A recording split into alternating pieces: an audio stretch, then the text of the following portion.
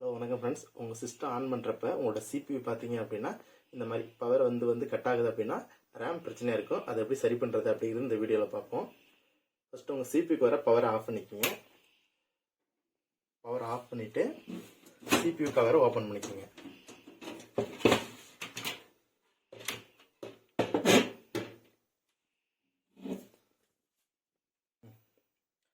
CPU cover open பண்ணிட்டு உங்கள் ரேமை வெளியே எடுங்க. ஸ்லாட்டில் இருந்து ரேமை வெளியில் எடுத்துட்டு எரேசரை வச்சு இந்த பிளேசஸை எரேசரை வச்சு நல்லா தேய்ங்க.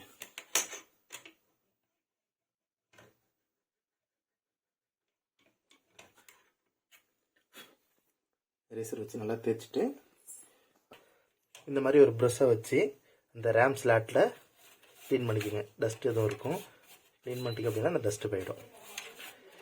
அதுக்கப்புறம் பார்த்தீங்க அப்படின்னா நம்மளோட ரேமை எரேசர் வச்சு இந்த மாதிரி தேய்ச்சிங்க அப்படின்னா அதில் உள்ள டஸ்ட்டு வெளில வந்துடும். அதுக்கப்புறம் அந்த ஸ்லாட்டில் ரேமை கரெக்டாக ஃபிட் பண்ணுங்கள்.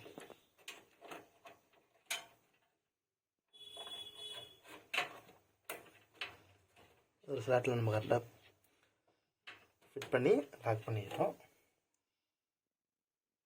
டிவி ஆன் பண்ணி பார்ப்போம்.